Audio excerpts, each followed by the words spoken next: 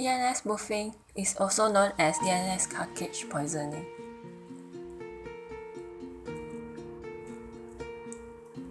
It is a computer hacking attack whereby data is introduced into a domain name system resolver cartridge, causing the name server to return an incorrect IP address, diverting users to the web page that the attacker have created.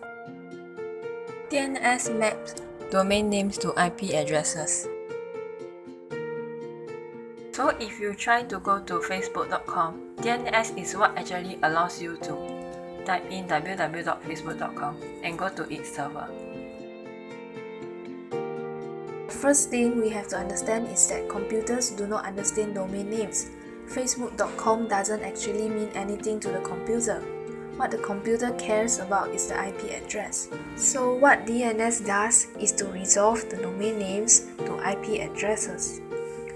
DNS will say www.facebook.com equals to 10.1.10.1. You type in www.facebook.com, your computer goes to the DNS server, asks for the IP address. The DNS server gives the IP address and using that IP address to go through the web server. So the first thing your computer always goes to is this host file, which is located on the computer within Windows. So basically, once you go to the host file, you go to the local DNS. If the domain name cannot be found in the local DNS, you then go out to the public DNS server and they will figure out where you want to go and give you the IP address. If you get into the local DNS server, a Windows server that is hosting the DNS, you can replace the original IP address with your own IP address to the web page you have created for hacking purpose. So now, how are we going to do that? We are going to change the host file. The tool used to modify is simply Notepad. We have to edit the host file as an administrator. Right-click Notepad and select Run as Administrator. Now, a blank Notepad file will appear. Click File Open and go to this C directory, and you will see the host file.